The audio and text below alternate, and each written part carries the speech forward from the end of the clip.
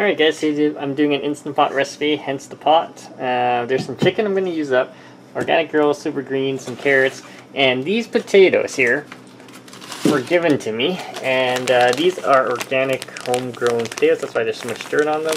So I'm going to use them up. And I'm going to make rice with the chicken. So stay tuned guys, I'll be right back. Of course there's going to be seasoning, garlic, salt, white pepper, and yeah, I'll be back. So here's the rice all set up here. So what I'm going to do, I'm going to clean it first and then add water. You don't want too much water, trust probably enough water just for that amount there. Put the chicken in and then season it, and then let that and then basically clean the carrots, put it in there as well, and then hit the button. And then once that's done, you can put in the super greens once the whole thing is done cooking. You don't want to overcook the greens, so that's why I always save it for last. So yep, I'll be right back and I'll show you what it looks like when it's done. Alright, so there it is all done up.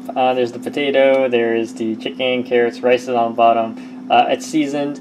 I put in a little bit of garlic salt, a little bit of white pepper.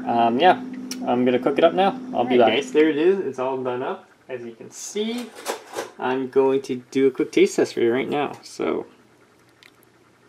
there it is. It's great. It's got the flavor of the chicken, everything, the garlic salt. Yeah, the herbs go well. I put a little bit of fennel seeds in there. Yeah, definitely check it out, guys. And what you want to do is once it's done here like this, you just put your Organic Girl Super Greens right on top, and then close the lid. It'll make it nice and soft, and then you can just scoop it out. All right. Yeah, if you have questions, comments, post them below, subscribe to the channel.